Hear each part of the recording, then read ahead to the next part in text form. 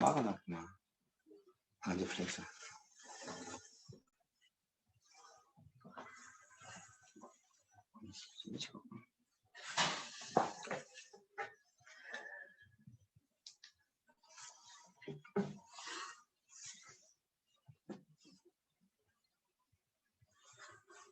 일단 혹시 모르니까 그걸 혹시 모르니까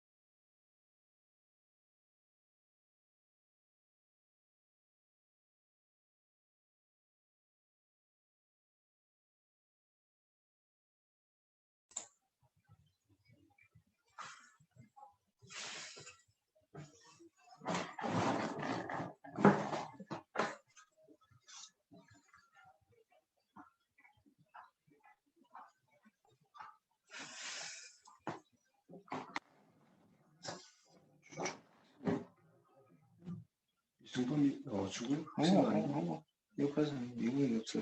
미군 없이. 네. 학생 여러분 안녕. 여러분 안녕. 반가워. 이미 공지했듯이 오늘은 아주 훌륭한 분을 모셨습니다. 훌륭한 분을 모셔서 오늘 좋은 말씀을 듣기 위해 가지고 그래서 이제 손연기 박사님이 일정이 좀 원래 이제 어제 수업이잖아요, 그죠? 어제 그 시간에 다른 일정이 있으셔가지고 하지를 못하고 오늘 귀한 시간을 내셔가지고 훌륭한 분을 모셨습니다. 그래서 우선 오늘 특강을 해주실 손영기 박사님에 대해서 간단히 말씀을 드리면은 미국 텍사스 대학에서 박사학위를 하셨고 숭실대학교 교수님을 역임하시고 그다음에 한국정보문화진흥원 이제 국가기관입니다. 그리고 한국지역정보개발원장 등 많은 국가기관에서 기관장, 원장 등을 역임을 하신 우리 정보화, 우리나라 정보화 전자정보라고 들어봤지요. 전자정보에도 크게 기여를 하셔서 훈장도 국가로부터 훈장도 받으시고 매우 훌륭한 분을 모셨습니다. 그래서 오늘 귀한 시간을 내셔 오셨으니까 여러분들 잘 듣고 여러분들이 앞으로 진로 개발 등을 하는데 아마 오늘 큰 도움이 되리라고 생각합니다. 그래서 오늘 특강을 하실 제목은 여러분 잘 알다시피 4차 산업혁명과 인재상, 그래서 4차 산업혁명을 하는 여러분들에게 어떤 인재상이 필요한지 그래서 듣고 여러분들이 앞으로 진로 개발하는데 큰 도움이 되길 바랍니다. 자, 그러면은 딱 그러다 보니까 시간이 6시가 됐네. 이제부터 우리 손영기 박사님, 지금은 우성대학교의 교수님으로 계십니다. 그래서 손영기 교수님, 손영기 원장님을 모시고 특강을 하도록 할 테니까 들어오시면 마이크를 다들 끊었으니까 이게 보이지게 이렇게 해서라도 환영의 표시를 합시다. 자, 환영해 주셔서 박수를 부탁합니다. 예, 여러분들 반갑습니다. 손영기입니다. 예, 사랑합니다.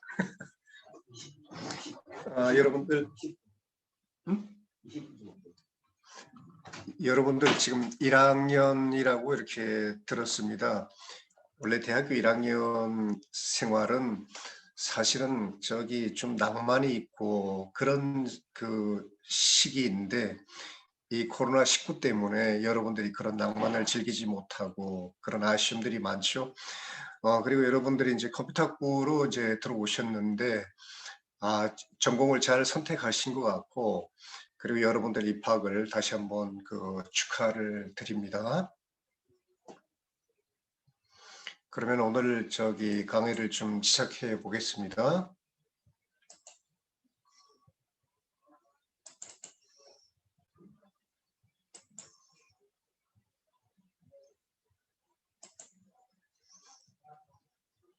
자, 이게 잘 보이나요? 화면 공유 잘 되나요?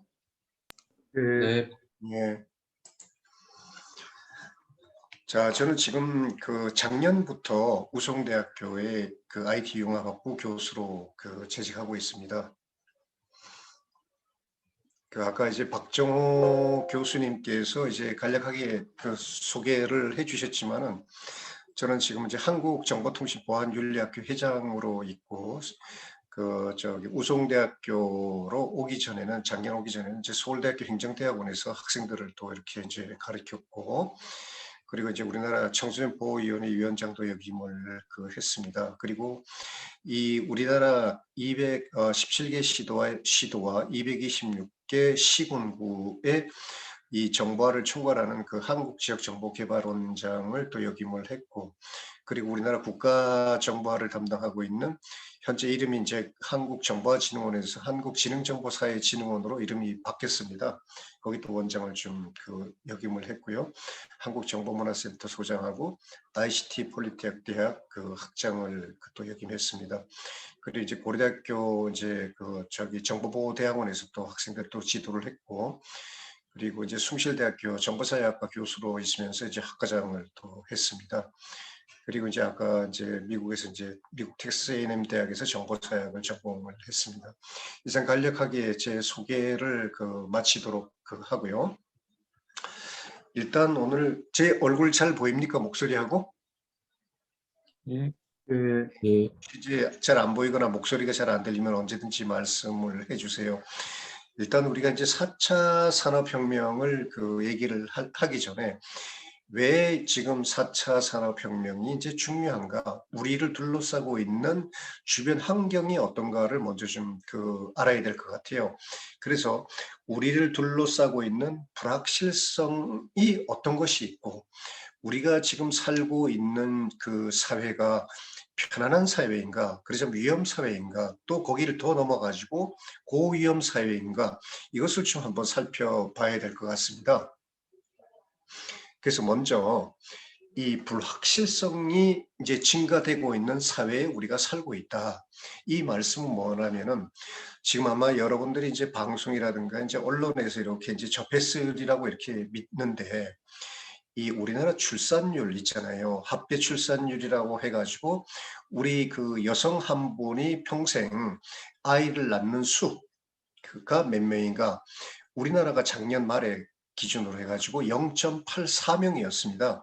그러니까 우리 여성 한 분이 한 명을 안 낳는다는 얘기죠. 그 출산율 저하의 문제하고, 우리나라가 지금 이제 현재 유엔에서 정한 그 구분이 돼 있는데 65세 기준으로 65세를 기준으로 전체 인구에서 65세 이상 인구가 7% 이상이면은 고령화 사회라고 그러고 14% 이상이면은 고령 사회라고 그럽니다.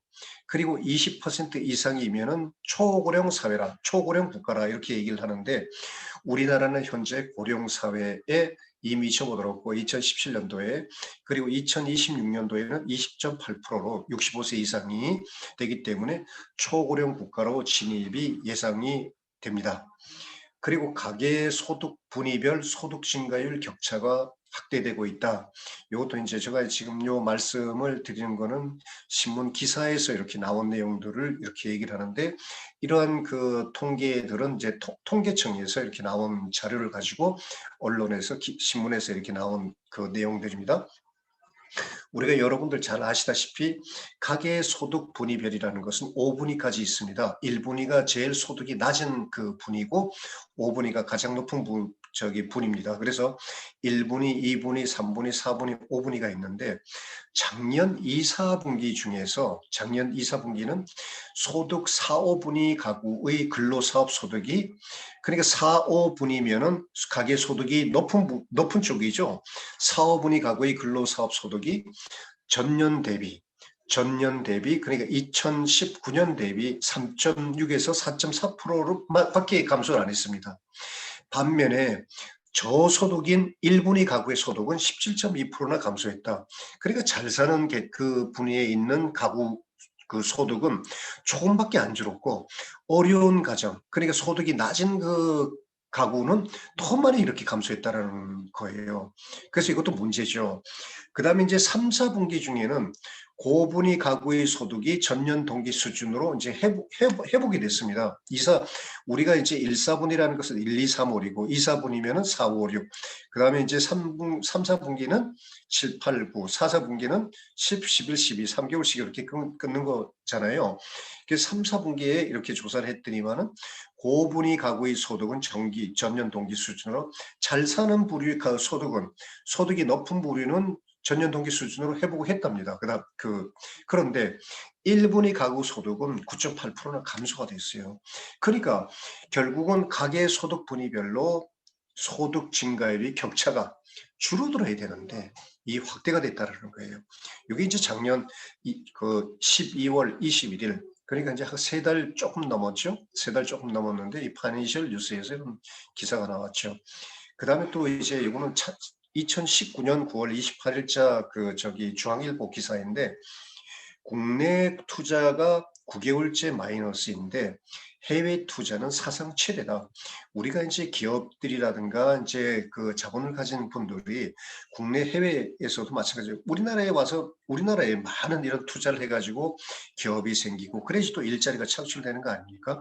그런데 국내 투자는 마이너스고 해외 투자는 가장 사상 최대로 많았다. 이것은 1980년 통계 작성 이후 사상 최대 해외 투자다. 이런 또 안 좋은 기사들이에요. 그러니까 이러한 불확실성이 우리를 둘러싸고 있는 불확실성의 요소들은 상당히 많아요. 많지만은 지금 이제 제가 말씀드린 출산율 문제, 그 고령 문제, 그다음 이런 그 가구 소득 간의 격차 문제, 이런 것들을 이제 좁혀봤습니다. 이렇게 이제 말씀을 좀 드리고요.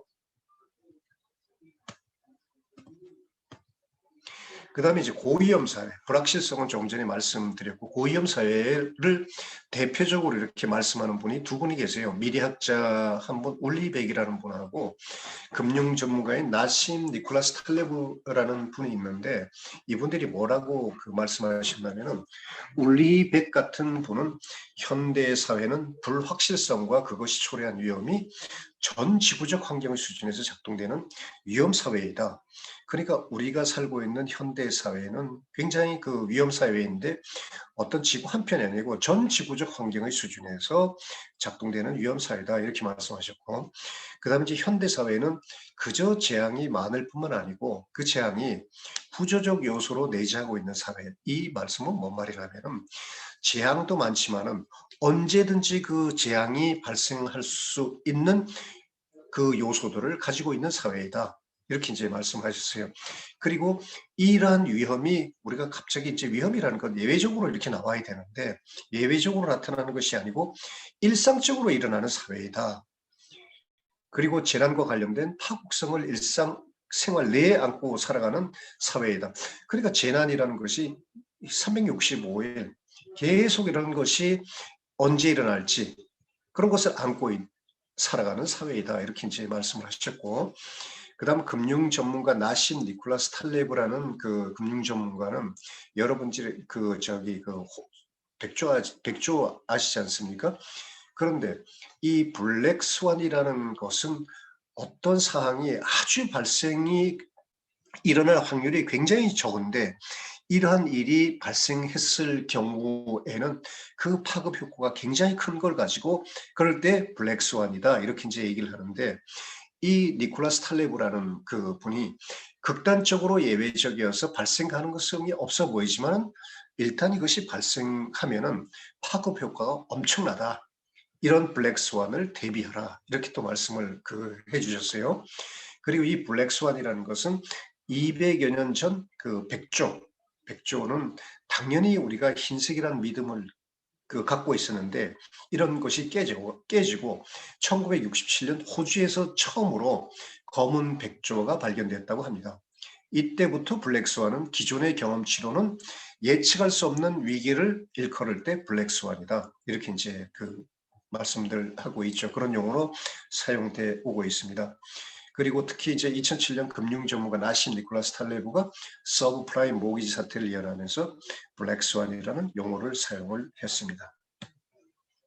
자, 아까 조금 전에 말씀드렸듯이 이제 우리 출산율 문제, 이것을 한번 다시 한번 좀 이렇게 보면은, 매년 수십조 원을 붓고도 OECD 중 출산율이 가장 낮은 국가가 우리나라다. 그리고 이 BBC, 영국의 BBC는 한국 출산율이 최저에 이어가지고 또 뭐가 있냐면, 인구까지도 감소하는 것은 굉장히 우려할 만하다. 그리고 이제 한국은행은 2004년도죠. 출산율이 아까 이제 작년 말 기준으로는 출산율이 0.84라고 이렇게 아까 말씀드렸는데, 한국은행은 내년도 출산율은 0.7명대가 될 수 있다라는 그러한 아주 우울한 전망을 또 내놨습니다. 이런 거는 이제 얼마 안 됐습니다. 금년 1월달, 금년 2월달에 나온 뉴스들을, 그리고 뉴시스 같은 경우는 얼마 전에, 며칠 전에 나온 뉴스들을 종합해가지고 제가 이제 정리를 한 건데, 2017년만 해도 우리나라 출산율이 1.05명이었고, 2018년 0.98, 0.92, 그리고 작년에는 0.84명, 이렇게 계속 이렇게 감소를 하고 있어요, 출산율이. 이런 출산율 감소는 어떤 현상인가? 우리나라 출산율 하락은요, 다른 국가와 비교해도 이게 그냥 괜찮은데 조금 떨어지거나 이런 수준이 아니에요. 심각한 수준이다. 전 세계 201개국 중 꼴찌라는 거예요. 출산율이 꼴찌라는 얘기고, 그다음 2020년 작년에 출생아가 27만 2,400명으로 역대 최소였다. 출생아 수가 역대 최소였고, 그리고 학계 출산율이 조금 전에 말씀드렸듯이 0.83명이었다. 그런데 인구 현상을 유지하기 위해서 필요한 학계 출산율은 한 2.1명 정도 돼야 된다고 그럽니다. 그래서 전 세계에서도 사례를 찾아보기 없다 할 정도로 출산율이 0명대로 떨어진 국가는 OECD 국가가 37개국인데 우리나라 한국이 유일하다. 그 다음에 OECD 회원국 평균이 약 한 1.63명 정도인데 평균은커녕 초저출산 기준, 그러니까 아주 저출산 기준은 1.3명인데도 여기도 못 미치는 압도적인 꼴찌다라는 거예요. 이러한 인구 감소라는 것은 우리나라가 인구 감소가 있다는데 작년에 근대화된 이래로 우리나라가 처음으로 인구 감소된 해가 작년입니다. 그래서 2020년 출생자는 아까 말씀드렸듯이 약간 이제 뭐 좀 달라요. 어떤 그 기사에는 27만 2,400명대라 그러고 어떤 기사에는 27만 5,800명 정도로 이제 전년 대비해 하여튼 전년 대비해 한 3만 300명 정도는 감소를 했죠. 이것은 OECD 회원국은커녕 저출산 기준에도 아까 말씀드렸듯이 압도적인 꼴찌다. 이런 것이 이제 기사들마다 이렇게 나오는 거예요. 아까도 마찬가지로. 그리고 이에 따라 가지고 작년 말 기준 주민등록 인구는 5,178만 1,000명이다. 이거 이제 공식적으로 이제 주민등록 인구니까 이게 나왔고요. 그 다음에 세계 유일 출산율이 0명대면서 세계 유례 없는 고령화, 늙어 65, 그 고령화도 굉장히 속도가 빠르다 이거죠. 우리나라는 고령화로 이게 진입한 것이 18년 만에 이게 고령화로 됐고, 일본만 해도 일본도 고령화 국가인데 일본이 24년 걸려갖고 했는 거. 유럽은 100여 년 걸쳐서 됐는데 우리는 18년 만에 고령화가 된 그런 또 안 좋은 너무 이것도 빨리빨리 된 건데 이에 따라서 이 생산 가능 인구가 급격하게 이제 하락세가 되는 거예요. 생산 가능 인구가 이제 급격하게 하락세로 전환되고 그러면은 우리나라 인구 구조의 변화는 무서울 정도로 이게 안 좋게 되는 거예요. 그러면은 이러한 것은 생산과 소비 주체인 우리가 경제활동 인구라고 여러분들이 배웠을 거예요. 경제활동 인구가 15세에서 64세인데 이것이 감소로 되면은 어떻게 되느냐? 경제 사회 전반에 심각한 영향을 미칠 것으로 보이지만은 아직 대한민국은 굉장히 무덤덤하다 이렇게 이제 보여집니다. 그래서 내년부터 생산 연령 인구가 매년 20만 명 이상씩 감소하기 시작해서 향후 대전광역시 인구의 버금가는 130만 명 이상이 줄어들 것으로 예상이 됩니다. 자, 아까 말씀드린 그 합계 출산율을 이렇게 보면요. 2001년도에 1.31명이었습니다. 그러니까 이게 2000 쭉 이렇게 오다가 여기서부터 계속 꼬꾸라지는 거예요. 2015년 이후로 2015년에 1.24명이었는데 여기서부터 계속 이렇게 낮아지는 거죠. 그러니까 이게 작년도하고 재작년도에 참 이게 문제점들이 많죠. 그 출산율 보면은.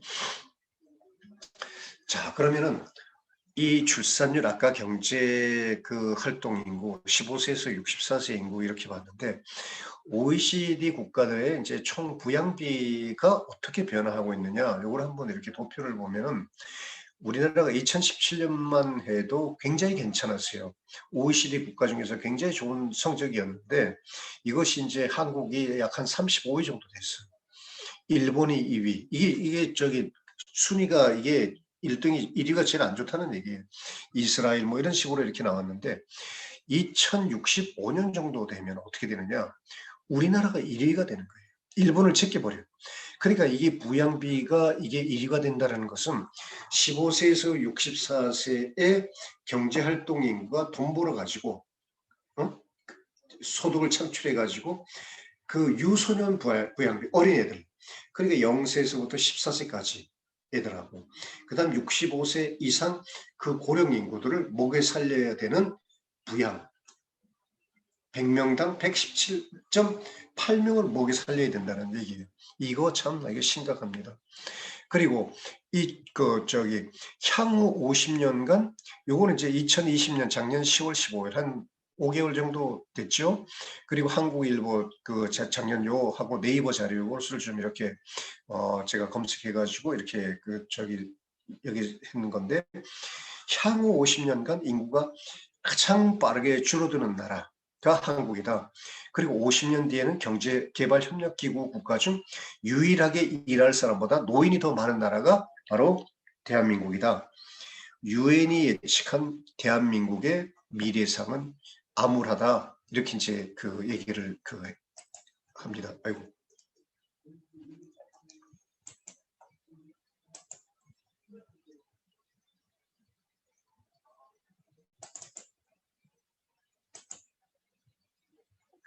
유엔이 예측한 대한민국의 미래상은 암울하다.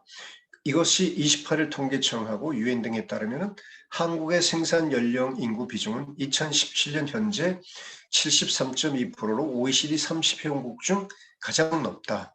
굉장히 좋은 거예요. 하지만 앞으로 약 한 50년 뒤에는 2065년에는 이 비율이 45.9%로 해가지고 OECD에서 가장 낮아진다는 얘기예요. 그리고 50년 뒤에는 생산 연령 인구가 인구의 절반에 못 미칠 걸로 예상되는 나라는 세계에서 한국이 유일하다. 그리고 참고적으로 이제 2065년인데 만약에 2040년에는 어떻게 되느냐? 2040년 해봐야 이제 지금 한 20년 정도 돼 있죠, 이제. 그럼 총 부양비가 80명 정도 되는 거예요. 이렇게 지금 우리가 이 인구 구조가 참 심각하다 이렇게 이제 말씀을 좀 드릴 수가 있고요. 조금 전에 말씀드린 그 유엔에서 정한 기준에 따른 사회를 보면은 총 인구 중 그 한 국가의 총 인구 중에 65세 이상 인구가 7% 이상일 경우에는 고령화 사회, 그 다음에 14% 이상일 때는 고령 사회, 20% 이상일 때는 초고령 사회라고 그럽니다. 그럼 우리나라가 언제 진입했느냐? 7%가 됐을 경우는 2000년도, 14% 이상이 됐을 때는 2017년도, 그 다음에 이제 20% 이상은 2026년. 그러니까 이 고령화 사회에서 고령화 사회에서 고령 사회로 걸리는 한 17년 걸렸어요. 그런데 고령 사회에서 초고령 사회로 하는 것은 10년도 안 걸려. 그러니까 이게 참 문제죠.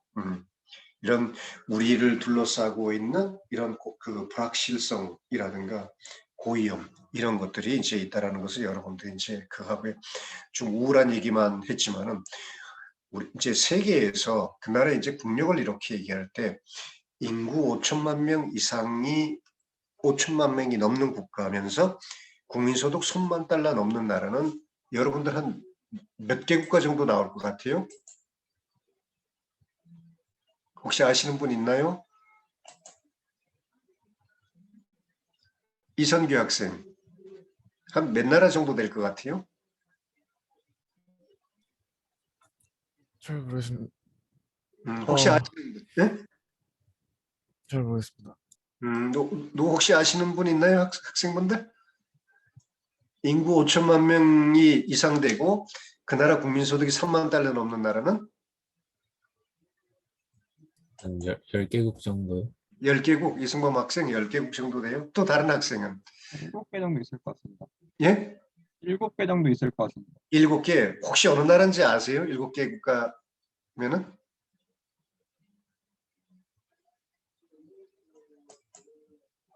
G7, G7. 미국, 일본, 네. 프랑스, 독일, 캐나다, 호주, 한국. 네, 거기 좀 많이 있는데, 한국. 한번 볼까요? 일본이 1992년에 5천만 명이면서 3만 달러 넘는 나라가 1992년 일본이고, 그 다음에 미국이 96년도, 그 다음 영국, 프랑스, 독일이 2004년도, 그 다음에 이태리가 그 다음에 2005년도. 이 6개 국가가 인구 5천만 명 이상이면서 국민소득 3만 달러가 넘는 나라예요. 근데 한 나라가 더 있어. 그 나라가 바로 지구상의 7나라. 아까 이제 이승범 학생이 정확하게 맞춰주셨는데 지구상에는 7나라뿐인데 우리나라가 2006년도에는 우리는 이제 이때는 이미 이제 5천만 명을 다 넘었지만 2006년도에는 2만 달러를 진입했어요. 그래서 이게 50, 30 클럽이라 그래요. 50, 30 클럽. 이 2만 달러는 50, 20 클럽이라 그러고 그래 50, 20 클럽은 우리나라가 2만 달러를 진입했는데 2006년도에 진입을 했습니다. 그 다음 2017년도에 3만 달러를 진입했죠. 2017년에. 그 다음에 이제 그러면은 약 한 우리나라는 지금 3만 달러가 2017년도에 그러니까 2016년 말에 이미 됐다라는 얘기예요. 3만 달러가. 그러니까 2017년 12월이면 3만 달러를 진입했는데 이때 이런 지구상에는 이 나라가 7나라밖에 없다라는 얘기예요. 그래서 우리나라 그러니까 미국, 순서대로 하면 일본, 미국, 영국, 프랑스, 독일, 이태리, 그 다음에 이제 대한민국 이렇게 이제 된다고 말씀드릴 수가 있어요. 그 다음에 이제 IT 쪽으로 이제 조금씩 넘어가면은 이 매년 이 미국의 경제지에 포브스지라고 있어요. 이 포브스지에서 매년 전 세계에서 가장 가치 있는 기업이 어디 있느냐 기업 브랜드를 조사를 해요. 그런데 세계에서 가장 가치 있는 브랜드 탑 10을 보면은 1등이 애플, 구글, 마이크로소프트, 아마존, 페이스북. 여러분들 이 기업들 다 아시죠? 네, 이건 어떤 기업들이에요? 애플하고 구글하고 마이크로소프트하고 아마존하고 페이스북하고 뭐 하는 기업들이에요? IT. 네? IT 기업들이죠. 4차 산업혁명을 주도해가는 그런 기업들이에요. 그래서 전 세계적으로 가치 있는 브랜드들은 전부 다 IT 기업들이 다 흔들고 있다, 쥐고 있다 이렇게 이제 말씀드릴 수가 있어요. 이 나라들은 미국이에요. 그 다음에 5위 다음에 이제 코카콜라하고 디즈니예요. 우리나라 삼성전자가 8위예요. 이게 이제 2020년 작년에 이제 나온 건데 그 전에는 삼성전자가 7위였어요. 디즈니가 8위였고 근데 작년에는 요 두 개가 바뀌었죠. 그리고 루비통도 아실 거고 맥도날드도 아실 거고 유일하게 전부 다 10위권 내에 있는 국가 중에서 미국 외의 나라는 우리나라하고 프랑스 두 국가밖에 없어요. 그 얼마나 우리 자랑스럽습니까? 우리도 이런 기업을 갖고 있다는 것은 대한민국인으로서 이제 긍지를 가질 수가 있는 거죠. 그리고 또 이 인터브랜드라는 세계적인 이제 마케팅 같은 마케팅 조사하는 마케팅 기업인데 여기서도 역시 2020년에 글로벌 100대 브랜드를 이렇게 이제 발표를 했어요. 이때 2020년도에 여기 삼성은 여기 5위로 이렇게 나오고 그 다음에 이제 우리나라 현대차는 36위, 기아차 86위 이렇게 나와요. 그리고 삼성 브랜드 가치가 글로벌 5위에 진입했다. 그리고 현대차 자동차 부문도 첫 5위다. 그 다음에 또 조금 전에 했던 이 포브스지인데 이 미국 경제 전문지 이 포브스지에서 이 판자가 세계 최고로 고용을 잘한 기업이다라는 평가, 고용주 평가에서 1위를 했어요. 또 삼성전자가. 그러니까 우리도 이런 기업들을 삼성이고 현대고 이런 기업들을 갖고 있다라고 해서 우리 여러분들 굉장히 프라이드를 갖고 있어야 된다 이렇게 보고요. 이제 조금씩 좁혀가지고 이 2020년에 세계에서 가장 가치 있는 테크 기업, 테크놀로지, 기술 관련된 브랜드 탑 10은 이렇게 보면 역시 아까 이제 5위 다음에 이 코카콜라하고 이제 디즈니가 있었는데 코카콜라하고 디즈니는 IT 기업이 아니니까 바로 삼성이 이제 6위로 이렇게 건너뛴 거예요. 그래서 보면은 이 IT 기업들을 보면은 이 중국이 이 하웨이, 위챗, 텐센트를 빼고 나머지 국가는 전부 다 이제 또 미국인데 유일하게 한국이 또 우리 대한민국이 6위가 돼 있다. 이것도 역시 이제 자랑할 만하고요. 그 다음에 이제 오늘 이제 여러분들하고 할 때 이제 산업혁명을 말씀을 드려야 되는데 산업혁명을 간략하게 좀 말씀을 드릴게요. 우리가 지금 몇 차 산업혁명이 됩니까, 여러분들? 도한 학생? 4차. 그렇죠. 우리가 지금 여러분들 다 아시다시피 4차 산업혁명이죠. 아마 1차 산업혁명, 2차 산업혁명, 3차 산업혁명은 여러분들이 아마 다 이렇게 중고등학교 때 이렇게 배우셨으리라고 생각이 됩니다. 그러나 이제 한번 쭉 간략하게 이제 좀 살펴보면은 1차 산업혁명이 주로 농경사회에서 농촌사회로 산업과 도시로 이렇게 전환하고 주로 이제 증기기관을 활용해가지고 철도, 면사, 방직기와 같은 기계적 혁명이 일어났다.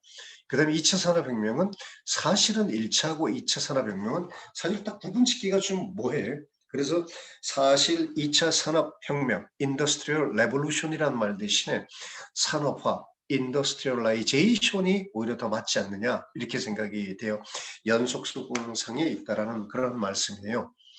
그 다음에 이제 3차 산업혁명은 컴퓨터하고 여러분들 통신, 컴퓨터하고 통신의 발전으로 인해 가지고 여러분들이나 저나 인터넷이라는 것을 쓸 수 있게 된 것이 바로 3차 산업혁명, 다른 말로 정보화혁명, 정보혁명, 지식혁명, 지식정보화혁명 이렇게 이제 말들하는 게 바로 3차 산업혁명이에요. 그 다음에 이제 우리가 지금 현재 맞이하고 있는 것이 4차 산업혁명이에요. 4차 산업혁명이라는 것은 이것은 뭐냐면 4차 산업혁명의 특징이라는 것은 모바일 인터넷, 인공지능, 기계학습으로 요약할 수 있는데 이것은 우리가 단순히 기기와 시스템을 연결하고 스마트화하는 데 그치는 것이 아니고 이 기술이 서로 모든 기술들이 융합되는 거예요. 융합. 합치는 거예요.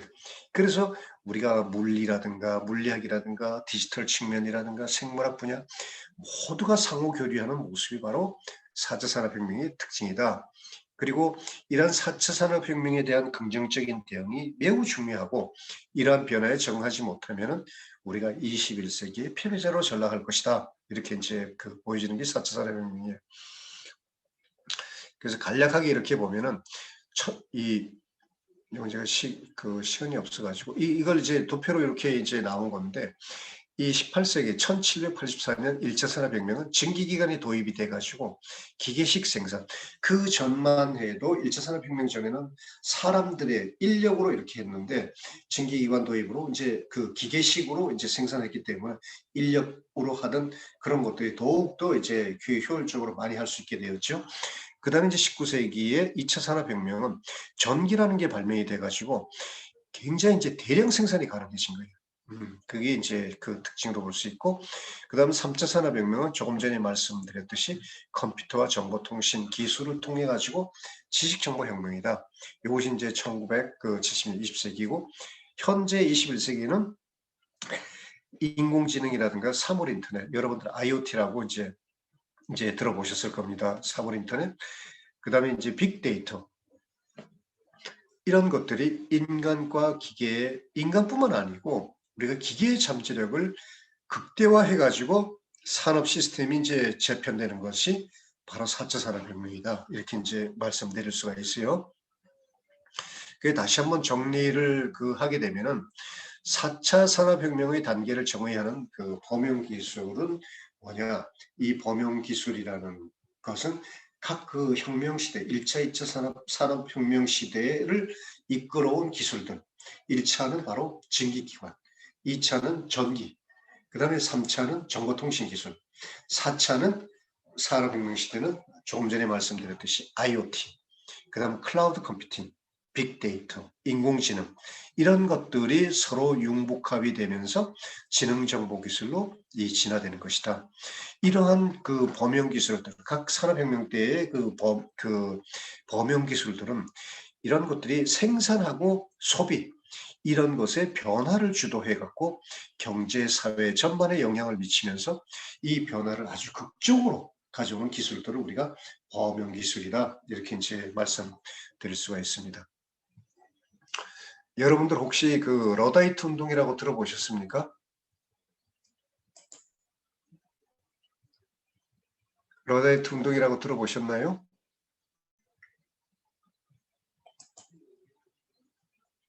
러다이트 운동 들어보신 분? 들어본 것 같습니다. 예?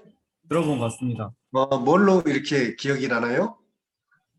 그 기계가 나온 후로 노동자들이 일자리를 빼앗긴다면서 기계를 부셨던 사건이었던 것 같습니다. 정확하게 알고 계시네요. 정확하게 알고 계셔. 사진을 좀 이렇게 여러분들 얼굴 좀 보고 있는 중이에요. 제 얼굴도 잘 나오죠? 자, 보면은 자, 지금 조금 전에 이제 누구예요? 송동준 학생이 얘기했나요?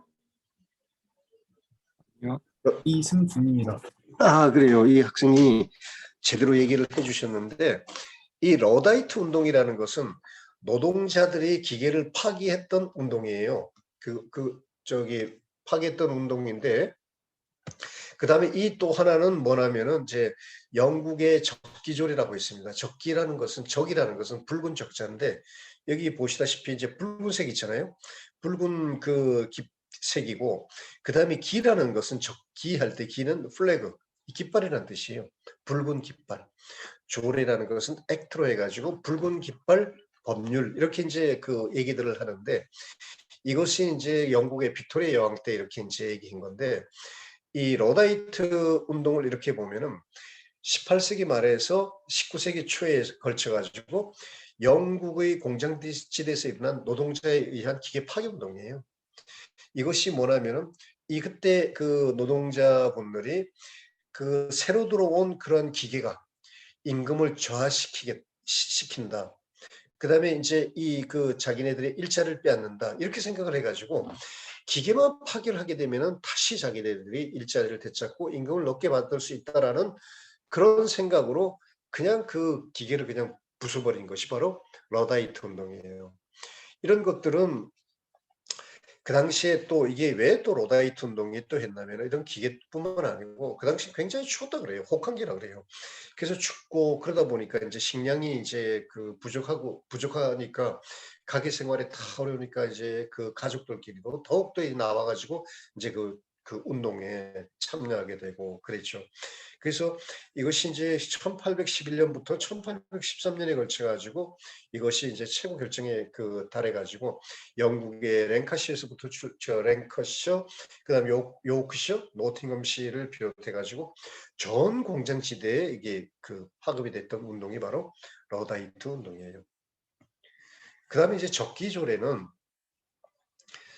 이 1865년도 조금 전에 이제 제가 영국 그 빅토리아 여왕 때 이 법률이 그 나왔다 그랬는데 그 전만 해도 운송 수단이 뭐였냐면은 이 마차였어요. 마차. 근데 이 영국에서 처음으로 이런 증기 자동차를 만들어 놔가지고 이때 마차 산업들이 아주 자동차가 계속 발전하게 되면은 자기네들이 이제 직업들 다 잃겠다. 자기네들이 이제 그래서 마차 산업 관련자들이 증기 자동차가 더 이상 발전하지 못하게 규제를 어마어마하게 한 법률이에요. 그것이 뭐냐면은 이 한 대 자동차로 할 때는 세 사람의 운전사가 필요하다. 그리고 그중 한 사람이 붉은 깃발을 들고 낮에는 깃발, 밤에는 전등 이 들고 자동차를 앞에서 선도를 해야 돼요. 그러니까 결국은 자동차를 사람이 이끌고 간다는 얘기예요. 앞에서 인도를 해갖고. 그리고 최고 속도는 시간당 6.4km밖에 못 가게 돼 있어요. 아마 여러분들 이승준 학생. 네. 한 6,000m를 걸어간다면 시간이 어느 정도 걸릴 것 같아요. 6,000m. 이승준 학생이 6,000m 걸어가라 이러면 한 어느 정도 시간이 걸릴 것 같아요? 아마 3시간? 2시간? 걸릴 것 같습니다. 2시간? 네네. 걸어서 아닐 거라고 생각하는 분. 더 좀 자기는 좀 빨리 걸을 수 있을 거라고 생각되는 분.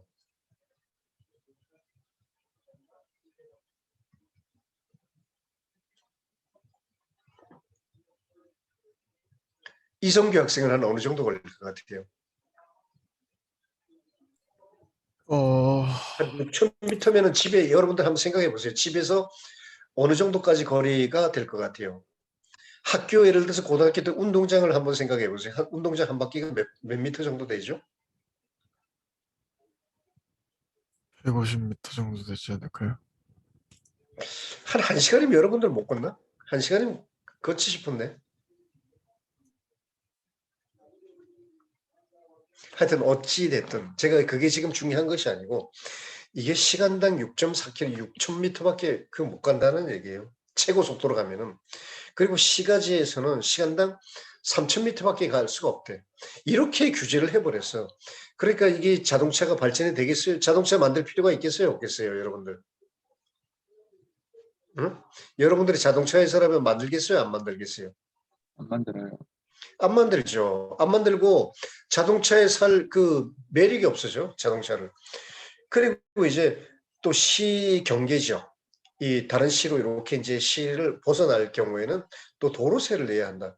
이런 악법들이 되니까 결국은 영국에서 자동차 이 처음으로 발명을 해가지고 자동차 왕국을 미국이라든가 독일이라든가 프랑스 이런 데다 뺏겼죠. 그죠?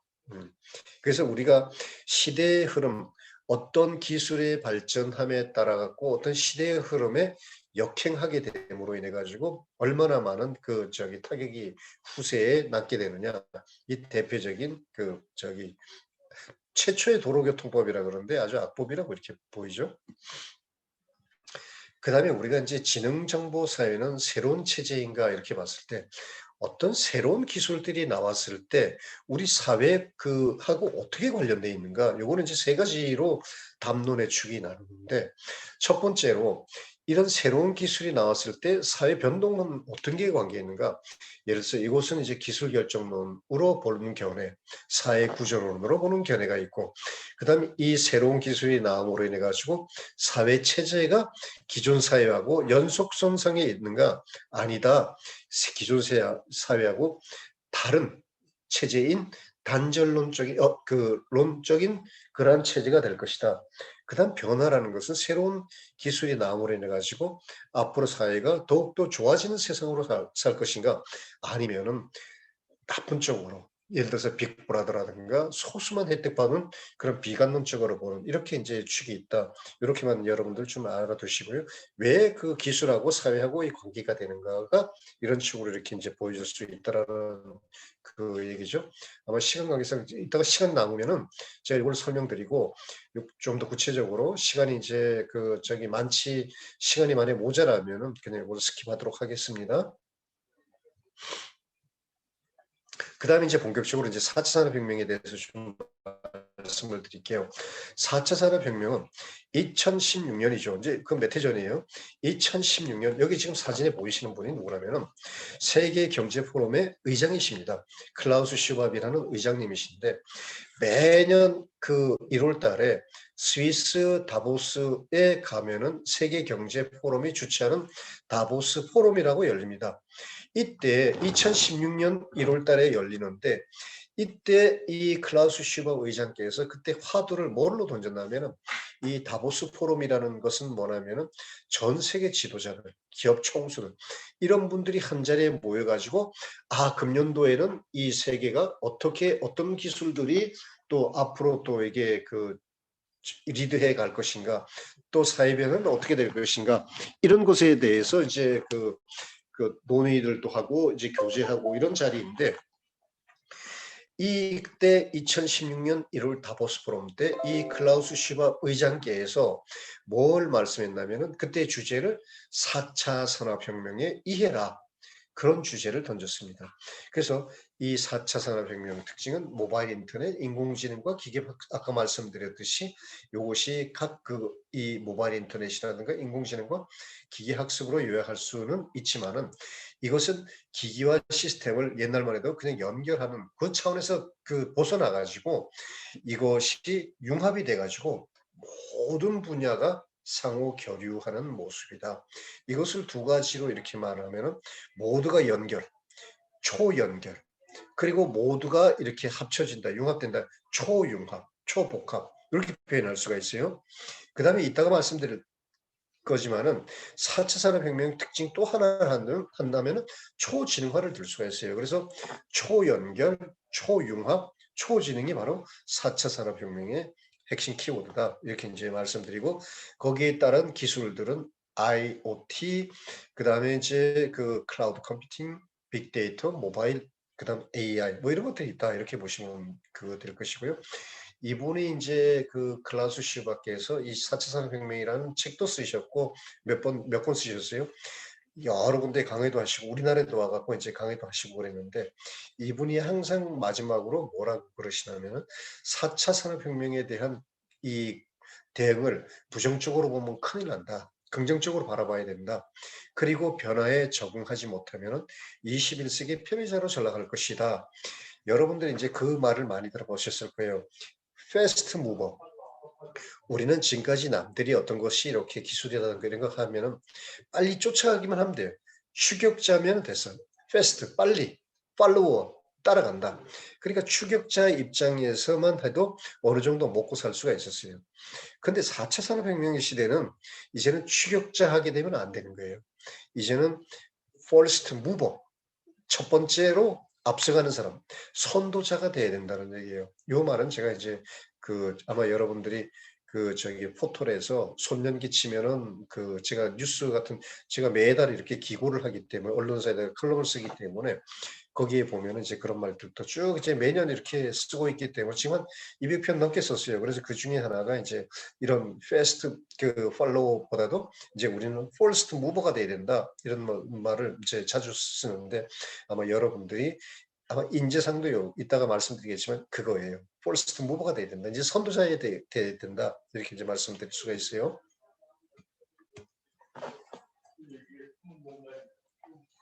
그래서 우리가 2016년 1월 다보스 포럼이 개최되어 가지고 4차 산업혁명의 이해라는 주제로 전 세계 지도자들이 모여서 열띤 논의를 보였어요. 그런데 이 우리나라가 참 행운인 것이 뭐냐면 2016년 3월 달에 이 알파고라는 인공지능 바둑 프로그램인 알파고가 우리나라에 와가지고 이세돌 기사하고 이 바둑 대결을 했는데 아마 이것이 이제 전 세계적으로 굉장히 관심이 집중되어 있는데요.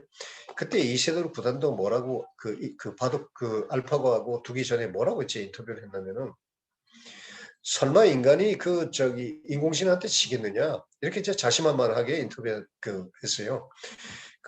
그런데 여러분들 아시다시피 그 결과가 어떻게 됐나요? 알파고가 이겼나요? 이세돌이가 이겼나요? 이세돌 기사가 이겼나요? 알파고 어느 정도 이겼나요? 몇 번 대국인지 아세요? 3대1 3대1 3대1 3대1? 또 다른 알파고 사람 여러분들이 이제 한참 공부할 때 였을 텐데 5판을 뛰었어요. 5판을 뛰었는데 한 판 이기고 4판을 졌어. 그래서 이제 4대1로 이렇게 졌는데 이것도 조금 이따가 또 말씀드릴게요. 그래서 이세돌이 이길 것이라고 했던 아마 바둑계의 이 종사자라든가 여러분들이 승리를 하겠거니 했는데 인공지능에게 도전하다가 패한 이세돌 이것들 끝나고 이제 지고 나서의 인터뷰를 보면은 굉장히 당혹해 하고 개인적으로 뭔가 변화가 손에 잡히기 시작했다는 생각을 하게 되었다. 그렇게 이제 얘기 한 거를 제가 인터뷰를 봤습니다. 그런데 아이러니하게도 우리 대한민국 말이죠. 인공지능 기술하고 이 사물 인터넷, 모바일, 클라우드, 빅데이터 등의 지능정보 기술이 촉발하는 우리가 4차 산업혁명과 그로 인한 사회적 충격을 세계 어느 나라보다 먼저 실감하게 된 거죠. 2016년 1월 달에 4차 산업혁명 이해라는 화두를 던졌는데 2개월 후에 우리나라에 그런 일이 있었다. 그래서 우리에게 하나의 축복이 될 수 있지만은 또 우리가 강대국사에서 좋은 성장의 기회를 이런 것을 활용한다면 국가 성장의 전환점이 될 수 있다고 이렇게 생각되는데 저는 여기에 대해서 이제 또 이따가 또 평을 좀 드리겠습니다. 이 지금 ICBM이라는 것은 ICBM이라는 말 여러분들 많이 들어보셨을 텐데 ICBM이 이제 두 가지예요. 하나는 나쁜 ICBM이고 하나는 좋은 ICBM인데 하나는 북한 애들이 쓰고 있는 대륙간 탄도미사일 이 I가 인터 간이죠. 간. 그 다음에 C가 뭡니까? 컨티넨탈 해가지고 대륙. 그러니까 인터 컨티넨탈 하면 대륙간. 이 B는 벌리스틱 해가지고 탄도. M은 미슬 해가지고 미사일. 그래서 인터컨티넨탈 벌리스틱 미슬 해가지고 대륙간 탄도 미사일이라는 것이 ICBM이고 이 두 가지가 그죠? 이런 것이 이제 ICBM이고 또 하나는 우리가 4차 산업혁명의 기본인 지능정보기술. I가 바로 IoT, 사물 인터넷, 그 다음 C가 클라우드 컴퓨팅. B가 빅데이터, M이 모바일. 이런 것들이 이제 AI하고 합쳐짐으로 인해 가지고 IoT라는 것은 모든 사물에 이제 센서를 연결해 가지고 이 센서들이 이제 통신하고 연결되는 거예요. 그래서 이 IoT에서 또 모바일로 우리가 차고 이거 계속 여러분들이 스마트폰이나 이런 그 이동하거나 어디 그냥 그 어디 학교라든가 집에 있든가 스마트폰으로 계속 뭘 검색하고 이런 것들이 있잖아요. 그런 것들이 다 데이터예요, 데이터.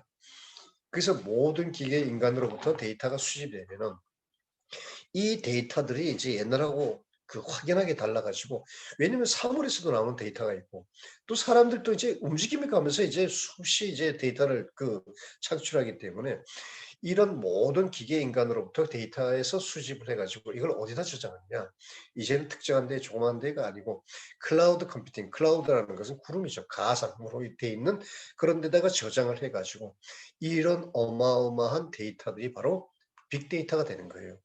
그럼 이 빅데이터를 가지고 누가 이것을 분석을 하느냐? AI가 분석을 해주는 거죠. AI가 분석을 해가지고 우리에게 공장에서는 스마트 공장이 일어나가지고 생산 비용을 절감할 수가 있고, 그 다음에 자율주행차, 그 다음에 스마트 교통을 통해 가지고 교통사고를 감소할 수 있게 하고, 그 다음에 스마트홈 해가지고 아마 여러분들 지금 집에 가면은 아마 가전으로 이렇게 이제 그 IPTV로 그 하고 있는 분들은 아마 거기서 제공해주는 여러 그 다양하게 말로 이게 다 이렇게 오늘 날씨 어떠냐. 물론 여러분들이 이제 그 아이폰하고 이제 갤럭시 이 안드로이드 폰 쓰는 그 분들은 그 빅스비라든가 그다음에 뭐 시리라든가 이런 것도 많이 하고, 구글에 하는 구글 어시스턴트라든가 이런 것을 통해 가지고 개인 비서 역할을 하는 것들이 좀 많잖아요. 그리고 그 가전들도 이제 뭐 냉장고라든가 TV라든가 이런 것들이 이제 다 연계돼 가지고 뭐 가스라든가 이런 것이 연계돼 가지고 뭐 냉장고가 어떻게 됐다, 그 자동적으로 컨트롤할 수 있게끔 서로가 이렇게 이제 그 되는 그런 생활 편의성이 이제 향상될 수 있고, 그다음에 스마트 헬스케어, 의료비도 감소를 할 수 있고, 그 다음에 이제 스마트 인프라를 통해 가지고 안정적인 에너지 수급하고 이렇게 다양하게 이제 우리에게 그 가치를 그 제공해 주고 있죠.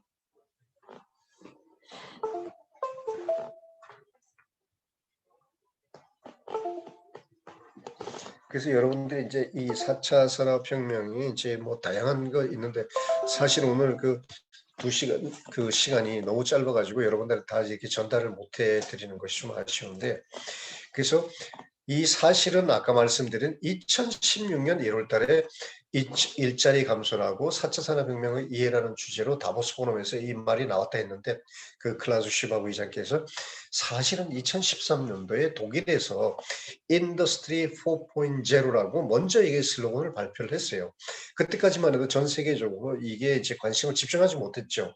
이 독일이 이제 제조업에, 사실 제조업의 강국이었는데 2000년대 초반에 독일이 제조업에 대해서 점차 이게 경쟁력이 줄어드니까 국가 최강국에서, 그래서 이제는 제조업을 혁신을 해야 되겠다 이래가지고 인더스트리 4.0 해가지고 결국은 지금 말하는 스마트 팩토리가 된 거예요.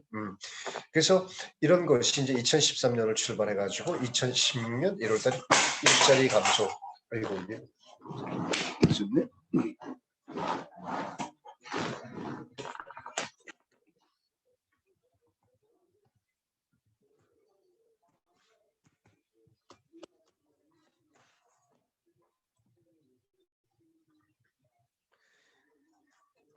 그래서 일자리 감소 언론이 보도되고, 그 다음에 이세돌 알파고가 바둑 대결했죠. 그 다음에 이제 우리나라는 왜 4차 산업혁명이 더군다나 중요하냐면은, 우리나라는 지금 그 수출로 우리는 부존 자원이 없는 나라 아닙니까? 그러니까 결국은 뭐냐면은 새로운 부존 자원을 가지고 가공을 해가지고 부가가치를 높여줘서 팔아야 되는 거예요. 수출을 해야 되는 거예요. 그래서 이런 기회에 우리는 좀 더 이러한 새로운 그 신기술을 이용을 해가지고 부가가치가 높은 것을 수출해가지고 우리가 이제 앞으로 많이 먹고 살아야 되는 건데, 실질적으로 이런 것이 우리가 이런 것이 뒤처지면 안 된다는 거죠. 이제는 패스트 팔로워가 되면 안 되고 퍼스트 무버가 돼야 된다는 그 얘기죠. 그래서 우리나라는 지금 우리나라가 지금 IT 쪽으로 사실 2000년도 초반만 해도 큰 소리 치면서도 안 했어요. 대한민국 IT 강국이다. 그러나 이제는 대한민국 IT 강국, 이 4차 산업혁명 시대에 우리나라가 강국이다. 그런 소리 못 하고 있습니다. 우리나라는 아직까지 이 부분에 대해서 무덤덤한 것 같아요. 그래서 성장의 한계를 겪고 있는 우리나라에는 변화의 의미가 크다. 이런 4차 산업혁명의 변화에. 그리고 우리는 앞서가는 선진국뿐만 아니고 뒤쫓아오는 신흥국과의 경쟁에서 직면한 만큼 초경쟁 시대다. 이런 초경쟁 시대 해법은 우리가 선택이 아니고 생존 그 자체이기 때문에 우리가 4차 산업혁명에 대해서 정신 똑바로 차리고 여기에 대해서 적극적으로 대응하고 발빠르게 대응해야 된다. 그래서 2016년 아까 이제 클라우스 슈밥 의장께서도 말씀하셨지만은 이 로버트 실러 이 예일대 교수는 뭐라고 말씀하셨냐면 사회에 거대한 혼란이 다가온 뒤에 4차 산업혁명을 대비하려고 한다면은 그때 너무 늦을 것이다. 이렇게 이제 이미 말씀해 주셨어요. 그 다음에 우리가 여러분들이 사용하고 있는 그 1G, 2G, 3G, 4G, 5G 이렇게 이제 통신, 모바일 기술들이 이렇게 보면은 처음에는 뭐 음성에서 그 다음에 이제 문자를 이렇게 줄 수 있는 SMS, 2G 그 다음 모바일 데이터 아주 그냥 그 용량이 적은 모바일 데이터 간단한 모바일 데이터 그 다음에 이제 4G 해가지고 모바일 비디오 같은 것도 이제 동영상 같은 것도 슬슬 보내기 시작했죠. 그 다음에 이제 사물 인터넷 이렇게 이제 진화가 되고 있죠. 여러분들이 참고로 정보량을 나타내는 단위를 이렇게 보면은 영어 한 글자가 1바이트고 한 글자는 2바이트입니다. 1킬로바이트. 여러분들이 지금 기가바이트를 좀 많이 주로 이용하고 계실 텐데 1기가바이트는 한글 5억자 정도를 저장할 수 있는 거예요.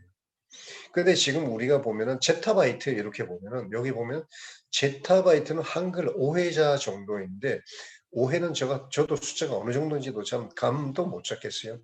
우리가 5억 단위, 그다음 천억, 조, 그다음에 경, 그다음에 해 이렇게 돼 있는데 이 정도 되면은 아마 미국에 있는 해변가의 모래사장 알보다 더 많을 거예요. 그 정도의 그 숫자다 이렇게 보고 현재 전 세계적으로 유통되고 있는 그런 데이터량은 제타바이트 수준, 제타바이트를 이미 이제 한 160 저기 정도 제타바이트가 이제 돌아다닌다고 하고 있어요. 이게 이제 초창기 때 여러분들이 저장할 수 있는 플라피 디스켓이에요. 아마 여러분들은 어렸을 때 보신 분도 있고 못 보신 분들이 있을 거예요. 이때 이것이 1메가바이트도 안 됐어요, 이거는. 그리고 이게 이제 1.44메가바이트 정도 돼 있는데 1.44메가바이트를 저장할 수 있는 플라피 디스켓이다 그랬는데 이것은 컴퓨터 여기 들어가고 이거는 여기 들어가고 이랬어요. 근데 이런 것들도 그 당시만 해도 한 부서 회사 같은 데 한 부서에서 거기 필요한 파일 자료들 여기다 다 넣을 수도 있는 용량이었어요. 그러나 지금 이건 쓸모가 없죠.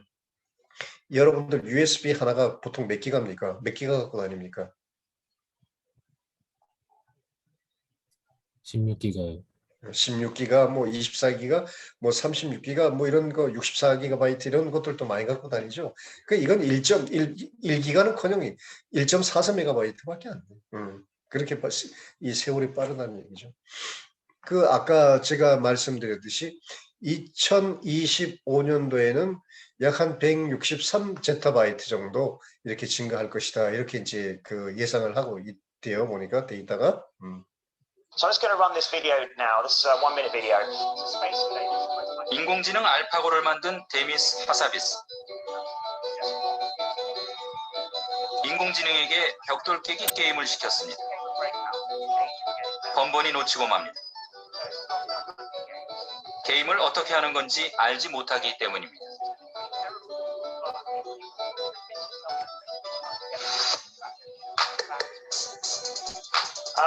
Now this is after 300 games, so it's now hitting the ball back pretty consistently, and it's almost never missing, so it's about as good as the best humans can be at this game.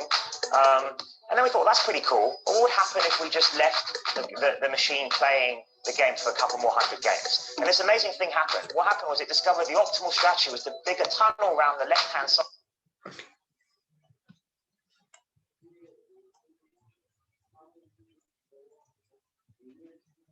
여기 이제 좀 동영상이 좀 시험치 않은데요. 여기 누구냐면은 데미스 그 하시비스라고 해가지고 여러분들이 알파고를 만든 구글의 자회사 딥마인드의 CEO입니다. 이분이 이제 그 해갖고 강연하는 모습인데 아마 이제 벽돌 깨기 같은 경우도 이제 어느 정도 이렇게 학습을 해가지고 스스로 AI가 이 벽돌 깨기를 한다는 그런 말씀을 So I'm just going to run this video 하는 now. 거예요. 그다음 이제 YTN에서도 이제 이세돌 구단하고 이제 그때 알파고하고 대결하는 그런 인터뷰였고 이것은 뭐냐면은 여러분들 혹시 보신 분이 있을지 모르겠지만 그때 알파고하고 이세돌 구단하고 이 대결을 했을 때 그 딥마인드사 이 과학자들이 거기 그 옆에 그 부스에서 이렇게 계속 진행상을 이렇게 보는 장면이었습니다. 그래서 이 그 과학자들한테 알파고의 도대체 원리가 뭡니까? 이렇게 물어봤을 때 알파고는 뭐라고 했냐면은 이 알파고의 원리 세 가지 핵심 요소는 뭐라고 했냐면은 하나는 정책망이다. 이 고수의 경기를 따라가는 훈련. 지금까지 나온 고수의 경기를 따라했고. 그다음 가치망. 바둑판의 배치를 평가한 후에 어디에 어떤 수를 두면 이길 것인가 이런 승률이 얼마인지를 판단하는 가치망. 그 다음에 어떤 경우의 수를 통해서 이런 수를 두면은 앞으로 어떻게 나올 것인가 다음 수들이 이런 것이 이제 미래를 예측하는 요 세 가지가 그 알파고의 핵심 요소다 이렇게 이제 그 얘기를 하더라고요. 그 다음에 이제 요걸 보기 전에 요걸 한번 볼까요? AI 바둑 프로그램을 볼까요? 처음에 우리나라하고 이세돌하고 그 구단하고 한 것이 아까 2016년 3월이라 그랬는데 사실은 2016년 3월 이전에 그 전에 2015년 10월에 판후이라고 유럽 챔피언이었어요. 바둑. 이 유럽 챔피언하고 알파고가 했는데 5전 5승으로 또 알파고가 이겼어요. 그래가지고 이거 갖고 안 되겠다. 이세돌을 구단하고 우리나라에 와가지고 2016년 3월 달에 해가지고 이세돌을 구단하고 5번을 대국을 했는데 이 알파고가 4번을 이겼죠. 그 다음에 이제 또 그래서 알파고 요건 이세돌 해가지고 리자로 붙였어. 요건 판이라 해가지고 판자로 붙였고. 그 다음에 이제 그 이세돌 구단 갖고도 안 되겠다. 그 다음에 이제 중국에 또 이제 그 최고 또 바둑 그 기사인 커제랑 또 가서 2017년 5월 달에 또 이렇게 했어요. 이걸 또 3전 3승이야. 알파고가. 이걸 갖고 알파고 마스터라고 이렇게 붙였어요. 이 프로그램을. 그 다음에는 뭘 만들었느냐. 이 세 개는 판하고 리하고 마스터는 기존에 바둑기였던 그러한 기보들, 자료들을 이렇게 학습해가지고 한 건데 이 알파고 제로라는 것은 이 뭐냐면은 이 바둑 규칙만 가르쳐줬어. 바둑 규칙만 가르쳐주고 자기 스스로가 연습을 한 거예요. 기존의 기보들하고 관계없이 그러니까 자기 스스로가 이렇게 해가지고 인간의 지식 도움 없이 그 게임을 마스터했다라는 거예요. Mastering the game of Go야. 그러니까 mastering 마스터했다는 얘기죠. Game of Go. 고가 바로 바둑 아닙니까? 그러니까 바둑 게임을 마스터했다라는 거예요. Without human knowledge. 이 인간의 지식 없이 이 바둑 게임을 했다라는 것이 바로 알파고 제로를 2017년 10월 달에 국제학술지 네이처에 발표를 했어요. Mastering the Game of Go Without Human Knowledge라는 그런 제목으로. 그 다음에 또 뭐였냐면은 이거는 이제 바둑만 이렇게 관련된 건데 고가 붙었으니까 전부 다 바둑이죠. 그 다음에 이제 알파 제로라는 게 있었어요. 2018년 12월 달에는 국제학술지 네이처지에다가 또 뭐라고 했냐면 알파고 제로를 했는데 이 알파 제로는 이 고차가 빠졌죠. 알파고 제로도 깨버리고 그 다음에 이제 여기 또 체스 프로그램도 깨버리고 장기 게임도 깨버리고 그래서 이런 것들이 그 다음에 이제 알파 제로까지 이게 나온 거예요. 그래서 알파고 제로도 역시 이 기존의 어떤 그 기보들을 관계없이 자기 스스로 학습해서 다 지금의 이제 이겼죠. 이 프로그램들하고 붙어가지고. 그래서 알파고 제로가 알파고 리하고 마스터하고 했는데 알파고 리하고는 100점 100승이었대요. 이 프로그램하고는. 그 다음에 알파고 마스터하고는 100점 89승을 했다고 그래요. 자, 그러면은 우리가 인공지능, 이 지능은 보면 레이먼드 커즈와이라는 교수님이 계시는데 이분은 뭐라고 말씀하셨냐면은 인공지능의 발전이 가속화되어 가지고 모든 인류의 지성을 합친 것보다도 더 뛰어난 초인공지능이 출현하는 시점. 이 말은 뭐냐면은 우리 인간의 지능을 인공지능이 넘어서는 시점을 가지고 기술적인 특이점이다. 테크놀로지컬 싱귤레리티라고 그러는데 이 인공지능이 결국은 우리 인간 지능을 뛰어넘는 시점이 언제 올 것인가? 2045년경에는 인공지능이 특이점에 도달할 것으로 예상. 그러니까 인공지능이 우리 인간의 지능을 넘어서는 시점이 될 것이다. 이렇게 이제 그 지점을 이렇게 예상을 했어요. 근데 2045년이면 아직 한 20년 넘게 남은 이미 이 초지능화가 이제 됐기 때문에 사실 2045년까지 안 가죠.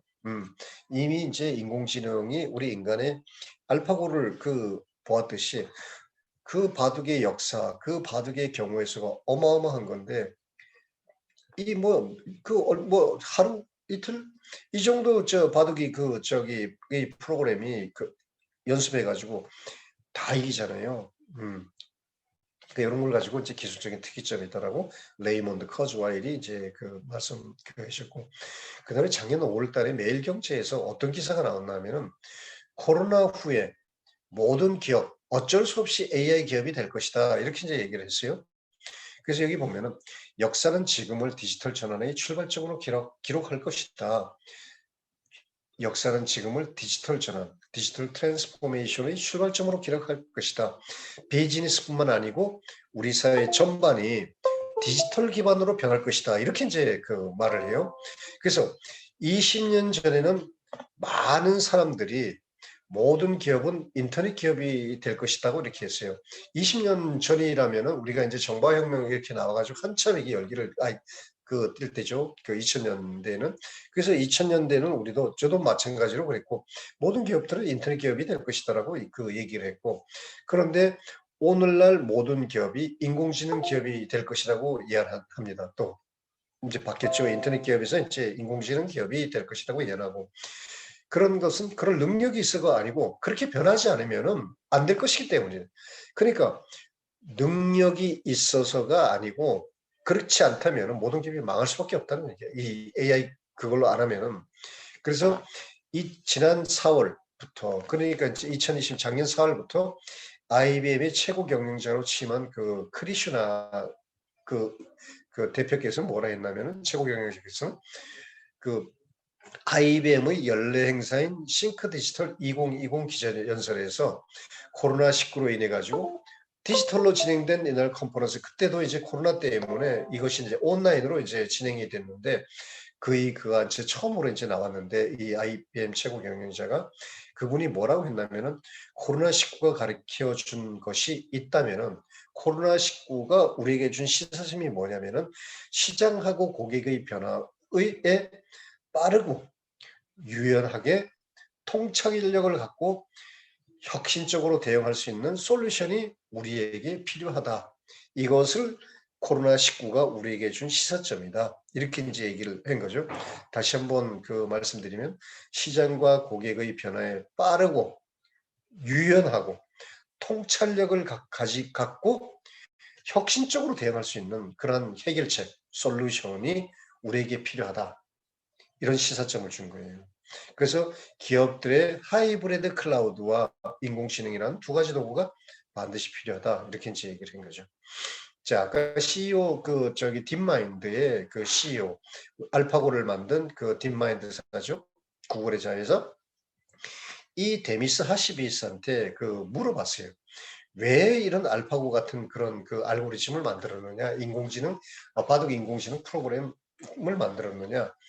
이 하시비스가 뭐라고 말하냐면은, 앞으로 단백질 3차원 구조의 비밀을 풀고 새로운 소재 설계와 같은 인류의 해결하지 못한 난제, 이런 것을 해결하는데 알파 제로의 알고리즘을 적용할 수 있을 것으로 기대한다. 이렇게 이제 그 얘기했어요. 그 결국은 뭐냐면 이런 인공지능 프로그램을 가지고 우리 그 단백질 3천 구조의 비밀을 우리 유전자 이런 걸 다 분석한다는 거죠. 그리고 새로운 소재 설계 같은 거. 그래서 이런 것들이 인류의 힘으로 지금까지 못 풀고 있는 그런 문제들을 이 알고리즘을 통해 가지고 해본다고 이렇게 이제 얘기를 하는 거예요. 다음에 이제 인공지능하고 로봇 직업과 일자리 이렇게 이제 한번 보면은 과연 4차 산업혁명으로 어떤 일자리들이 가장 위협받게 될까? 한 보고서는 로봇으로 대체될 위험성이 높은 직업군을 공개했는데요.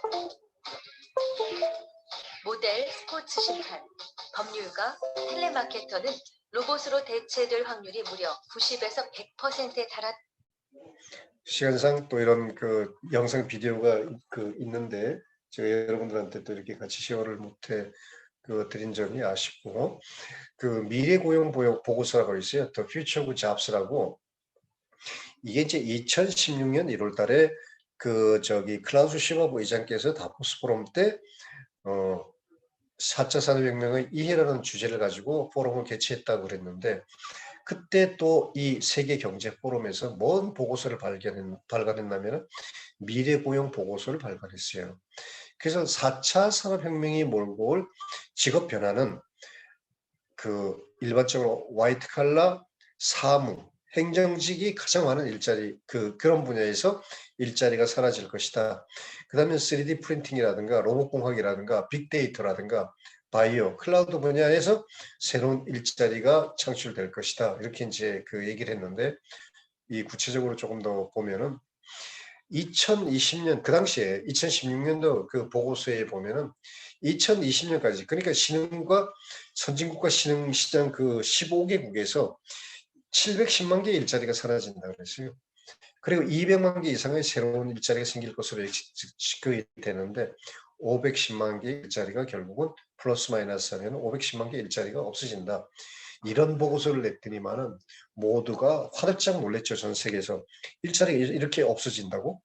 어떻게 해야 되는가?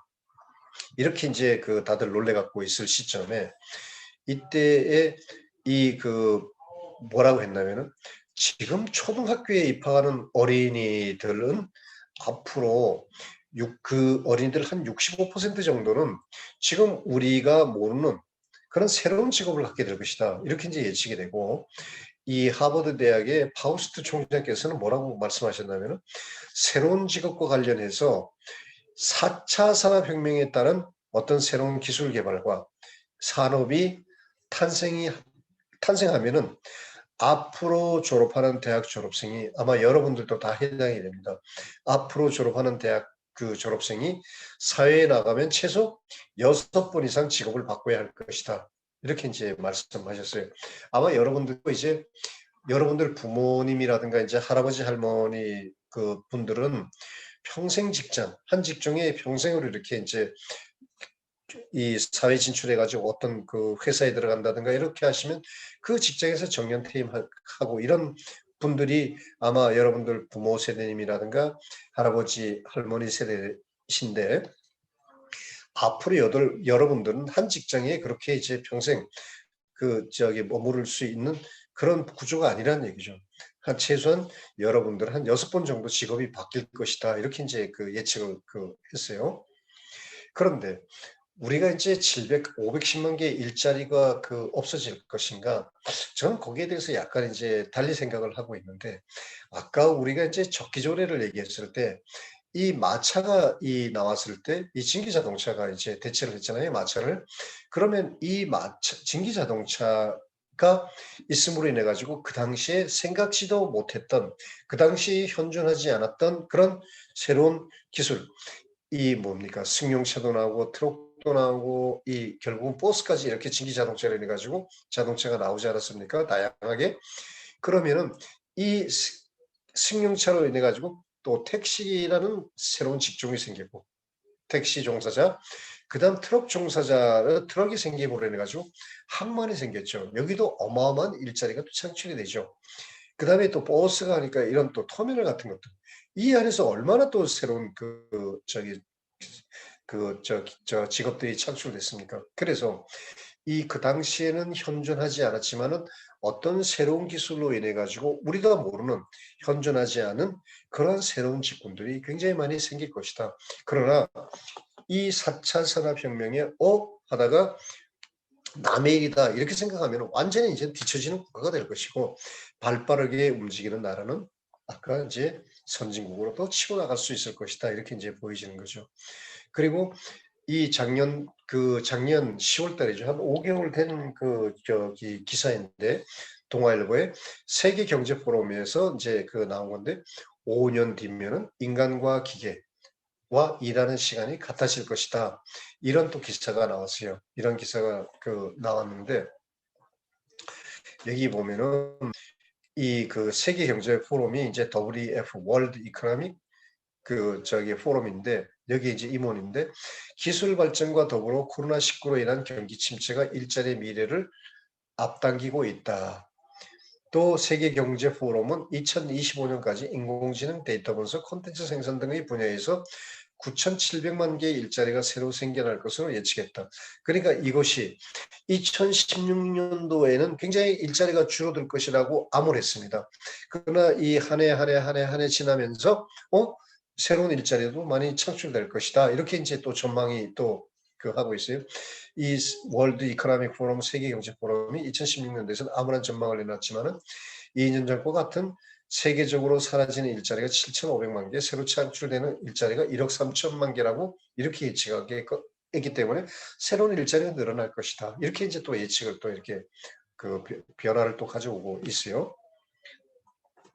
그리고 이제 4차 산업혁명 시대의 노동시장에 대한 변화는 분명히 있다 이렇게 보여지고 그런 이제 노동시장에 대한 긍정적인 측면이 있고 부정적인 측면이 있죠. 긍정적인 측면은 최적화된 실시간 자동 생산으로 인해 가지고 비용은 줄어들고 그다음에 효율은 높아지고 그래서 새로운 경제 체제를 구축할 수 있고 그다음에 전에만 해도 우리가 이제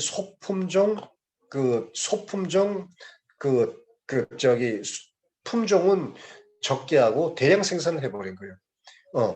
그런데 요즘은 어떻습니까? 다품종 소량 생산이에요. 다품종 소량 생산. 전에는 소품종 에서 적게 찍어내고 많이 이렇게 했는데 이제는 많이 다품종을 해갖고 소량 생산하기 때문에 굉장히 유연성 있게 소비자의 니즈에 맞게끔 빨리빨리 움직이고 있죠. 그래서 이 다품종 유연한 생산 체계 때문에 새로운 산업이 창출될 것이고 그다음 소득 증가하고 노동 시간이 단축을 인해 가지고 우리 인간의 삶의 질이 향상될 것이다라는 이러한 긍정적인 측면이 있는가 하면은 부정적인 측면은 기계가 노동력을 대체하기 때문에 실업자가 발생할 우려가 있다. 그다음 고기술자하고 저기술자하고의 이런 차이에 대한 격차가 심해져 가지고 어떤 노동 시장이 붕괴까지 초래할 수 있지 않느냐. 이런 거가 이제 하고 그다음에 임금 간의 이제 격차가 커지기 때문에 기술 차이로 인해 가지고 이 산업이 붕괴될 수가 있고 노동시장이 붕괴될 수 있고 그 다음에 이제 임금 차이가 고기술자하고 저기술자하고의 임금 격차가 높아짐으로 해서 소득 격차가 이렇게 커짐으로 인해 가지고 이 중산층 질과 축소가 될 것이다. 이렇게 이제 보는 부정적인 측면이 있어요. 자, 4차 산업혁명에 대해서 두 가지 이제 다양한 견해가 있는데 여러분들 피곤하죠? 저녁들도 못 드셨죠? 김도현 학생 식사하셨어요? 아니요, 아직 못했습니다. 피곤하시더라도 조금만 참으세요. 자, 우리가 4차 산업혁명은 우리가 이제 이렇게 보는 견해가 있어요. 3차 산업혁명의 연장선이다. 아니다. 4차 산업혁명은 3차 산업혁명과 아주 별개의 사회다. 이렇게 이제 보는 경우가 있어요. 그래서 우리가 이제 두 분의 교수를 이제 한번 본다면은 미국 노스웨스턴 시카고에 있는 노스웨스턴 대학의 로버트 고든 교수 같은 분은 이제 뭐라고 말씀을 하셨냐면은 본인이 미국의 성장은 끝났는가라는 자기 저서에서 AI 인공지능하고 공정자동화 이미 20년 전에 시작했다. 그래서 디지털 산업의 어떤 진화 이 혁명이 아니고 진화로 봐야 된다. 이렇게 이제 그 얘기했죠. 그 예로서 말이 자동차로 바뀌었을 때처럼 세탁기나 냉장고가 등장했을 때처럼 극적인 변화는 벌어지고 있지 않다. 이렇게 보고 그래서 혁명이라는 단어보다도 진화라는 표현이 어울리다. 그래서 변화가 생각처럼 빨리 일어나고 있다는 어떤 뚜렷한 근거가 없다. 그리고 19세기부터 20세기까지 이어진 우리 세계의 인류의 경제 발전은 약간 비정상적인 특별 시기였기 때문에 그랬었다. 이렇게 이제 그 보는 견해가 있고 또 하나는 카네기 멜론대 인도계 미국인인 비벡 와드와 교수께서는 4차 산업혁명은 산업 측면뿐만 아니고 우리 삶의 모든 부분에 변화를 가져오기 때문에 인류의 혁명이다. 이렇게까지 말씀을 했어요. 이분도 저서에 이제 선택 가능한 미래 이런 걸 보면은 이 비벡 와드와 카네기 멜론대 석재 교수가 말씀하시기는 뭐라고 했냐면은 우버가 택시 업계를 뒤집고 에어비앤비가 호텔 업계를 판도를 바꾸고 넷플릭스가 영상의 유통 방식을 새롭게 만든 것처럼 기존 산업 질서 변화가 초래했다.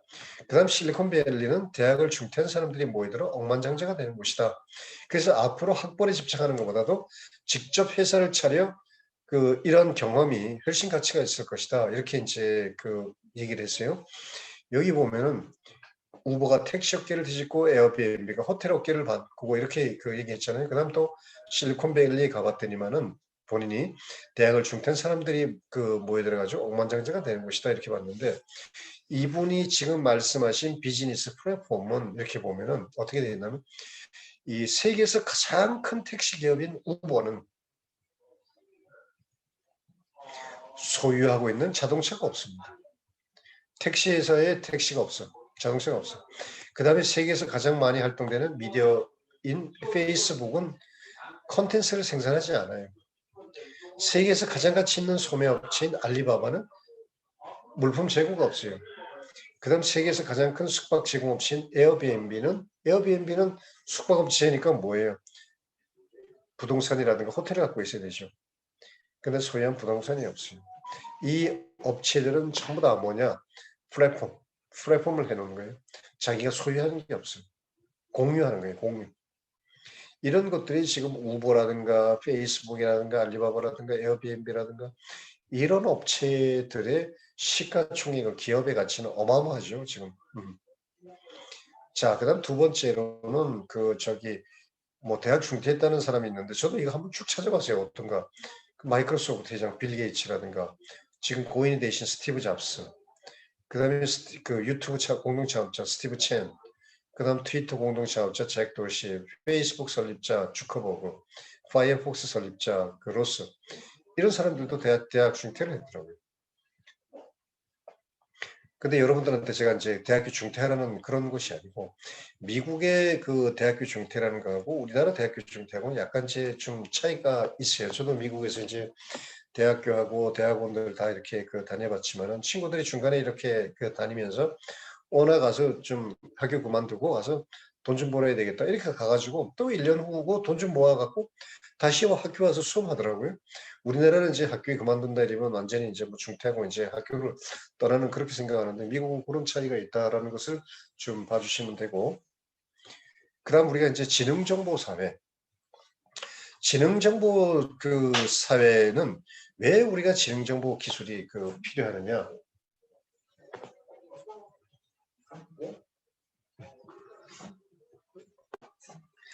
왜 지능정보 기술이 필요하고 지능정보 기술이 우리 지능정보 사회에 어떻게 되어가고 있느냐? 자, 지능정보 기술을 통해 가지고 이런 것들이 우리 사회 난쟁 재난이라든가 사회 갈등이라든가 고령화 같은 이런 사회 문제를 해결할 수가 있다. 그 다음 또 새로운 서비스, 고용 보건의료 같이 새로운 가치를 창출할 수가 있다. 그 다음에 인공지능 검색이라든가 지능형 교통체계라든가 개인 맞춤형 헬스케어 서비스 같은 우리 인간의 삶을 더욱더 편리하게 할 수가 있다. 그 다음에 이제 재난 대응이라든가 자율 예방 및 위험 징후 같은 것을 예측할 수 있는 안전한 사회를 구현할 수 있다. 이런 것들이 바로 아까 ICBM, IoT, 클라우드 컴퓨팅, 빅데이터, AI, 모바일 이런 것들을 통해 가지고 이런 기술들이 이런 것들을 해결할 수 있다라는 겁니다. 그래서 ICBM 여기 보면은 이제 IoT 그다음에 클라우드 BM 이것이 이제 인공지능하고 서로가 융복합 초융복합이 돼가지고 우리가 이제 여기 웨어러블 컴퓨팅이라든가 자율주행 자동차라든가 블록체인이라든가 스마트 시티라든가 스마트 팩토리라든가 그다음에 커넥티드 홈이라든가 3D 프린팅이라든가 그다음에 이제 뭐 블록체인 또 이제 아까 나왔죠. 그다음에 이제 유전체 분석이라든가 지능형 로봇이라든가 이런 것들이 이제 가는 거죠. 또 이런 것들이 서로가 융복합돼 가지고 어떤 것들이 또 나올지 모르겠어요. 예. 자, 그럼 인공지능이 인간의 미래에 대한 화두를 던졌는데 인공지능이 인간의 일자리를 빼앗고 기계류가 인류를 대신할 것인가? 인공지능이 인간의 지능을 모방하려면 인간의 지능을 초월한 초지능을 갖게 될 경우 우리 인간의 존재는 어떻게 될 것인가? 기술적인 특이점 시점이 오면 우리 인간의 존재는 어떻게 될 것인가? 그 다음 4차 산업혁명에 대해서 얼마나 알고 있을 것인가? 이 4차 산업혁명에 대해서 모두 동의하는가? 이런 화두를 던졌습니다. 인공지능은. 그래서 현대 컴퓨터의 기원을 이렇게 보면은 이제 뭐 이렇게 어마어마한 이런 크기였죠. 지금 뭐 이런 크기는 저장 장치도 없어요. 계산 기능밖에 없었어요. 그리고 이제 IBM 그 인공지능이 왓슨이라는데 이 퀴즈쇼에서 1등인 거고, 그 다음에 이제 인공지능이 이제 예술 분야 이런 것들도 지금 다 침투가 돼 있고, 이게 이제 인공지능이 작곡한 거죠. 그 다음에 이제 인공지능이 영화 시나리오까지 이제 쓴 거예요. 그 다음에 자막 같은 것도 인공지능이 하고, 그 다음에 이제 인공지능 의사까지가 이렇게 나왔어요. 그래서 21년, 그러니까 그 금년 1월 달에 조선일보에 뭐라고 나왔냐면 인간의 의사 100년 공부해야 할 방대한 데이터를 AI 의사는 5일 만에 학습이 가능하다. 이렇게 이제 그 예측을 했어요. 쭉 이렇게 보면은 이제 시간상 제가 이제 4차 산업혁명은 이렇게 이제 좀 마무리를 조금 드리고요. 이게 이제 이 인공지능이 로봇이 이제 아주 유연하게 춤추는 장면이고, 요것은 이제 로봇이 그 골프장에서 홀인원 하는 그런 장면이 나온 거고. 자, 그럼 우리 미래사회 준비하는 우리의 그 자세는 어떻게 되는가? 여기 보면 제가 얼마 전에 이제 하신 분 거를 제가 봤는데, 앞으로 패러다임은 이 사람, 이 수요자 중심으로 이렇게 변한다는 거예요. 이제 공급자 중심에서 떨쳐나가지고 이제는 수요자 중심으로 이렇게 이제 나오는 건데, 제가 오늘 여러분들한테 좀 말씀드리고 싶은 얘기는 뭐가 있냐면은 이거 있어요. 여러분들 이게 뭡니까? 이 뭐예요? 비빔밥이요, 비빔밥. 비빔밥. 여러분들 지금 저녁 시간인데 배고프죠? 맛있게 보이죠? 예. 비빔밥은 이게 뭐예요? 이게 나물들이 굉장히 많죠, 그죠? 계란 후라이도 있고, 이게 이제 참기름도 넣어야 되고 고추장도 넣어야 되는데, 이런 것들이 서로 융합되고 복합되어지기 맛있는 거야. 이게 따로따로 먹으면 맛이 없는 거예요. 이게 이 비빔밥이 바로 초융합이에요. 그래서 여러분들한테 이제 바라고 싶은 거는 뭐냐면은, 우리가 지금 이 봤을 때 맛있는 소고기를 보면은 여러분들 뭔 생각이 납니까? 지금 이거? 맛있는 소고기 먹고 싶죠? 예. 그래 입가에 이렇게 이제 침이 이렇게 돌죠. 눈으로만 보면은 나도 모르게 침이 보여요. 여기 눈으로 본다는 것은 육안이에요. 육체의 눈, 육안. 그 다음에 두 번째로는 머릿속으로만 생각해 본다면, 우리 저 고기는 나한테 참 영양소를 공급해 주지. 이 뇌안으로 보게 되면 우리가 이런 우리 몸에 영양소를 보충해 준다고 생각하는 들고, 그 다음에 이제 마음의 눈으로 본다면은, 심안으로 본다면은 이 고기가 어떻게 보여요? 심안으로 보면 소가 우리를 위해 희생했다는 마음이 들죠. 그래서 우리는 4차 산업혁명 시대는 어떻게 되어 있느냐? 마음의 눈, 그러니까 아이 오브 하트가 필요하다, 여러분들한테는. 그래서 소고기를 보면 침이 날 수도 있고, 또 우리에게 영양소를 줄 수 있다라는 그런 것도 있지만, 참 이 소가 우리를 위해서 희생을 했구나, 그런 마음의 눈을 볼 수 있어야지 결국은 기술을 이끄는 선진적 문화가 장착될 수가 있다. 이렇게 보는 거예요. 그리고 4차 산업혁명의 참 주역은 뭐냐? 머리가 비상한 우리가 지능적인 사람이 아니고 인성을 갖춘 우리가 인문학적 지성을 갖춘 사람으로서 우리가 사람과 사물, 인간과 로봇, 인공지능 시스템 등을 우리가 조종하고 조율할 수 있는 우리가 통찰력을 균형 잡히게 갖고 있는 그런 사람들이 결국은 4차 산업혁명의 참 주역이 될 것이다. 이렇게 봤어요. 아인슈타인은 뭐라고 했냐면은 만약에 내가 어떤 문제를 풀 수 있는 시간을 한 시간을 주었다면은 어떻게 할 것인가? 우리는 어떻게 해요? 뭘 풀려고 그러면 바로 답부터 찾으려고 이렇게 하잖아요. 아인슈타인이 뭐라고 했냐면은 그 문제를 55분간에는 그 문제 자체에 대해서 생각을 하라. 그리고 5분간에 걸쳐갖고 솔루션에 대해서 생각하라는 거예요. 우리는 지금 거꾸로 된 우리가 교육을 많이 받아왔죠. 앞으로는 그 사물이라든가 뭐 어떤 그 문제점에 대해서 본질을 좀 생각해봐라. 먼저 답부터 찾지 말고 why부터. 그래서 여러분들은 앞으로 좀 더 이렇게 상상력을 가지시고 그리고 좀 더 어떤 문제에 대해서 고민도 많이 하시고 그런 우리 선문대학교 학생분들이 되셨으면 참 좋겠다라는 생각이 들고 아마 여러분들에게 주어진 시간을 최선을 다해 활용하는 여러분들이 되시길 바라고요. 혹시 질문 있으면은 좀 받겠습니다.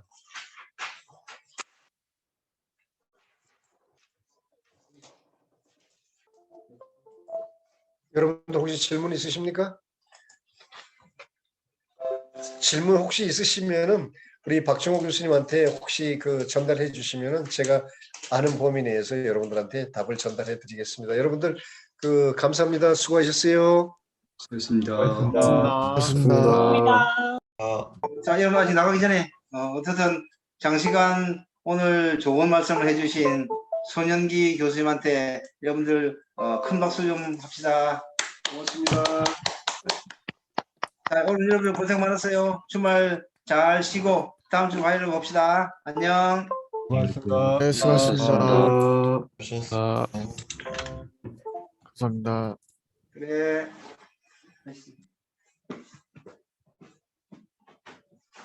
맛있다.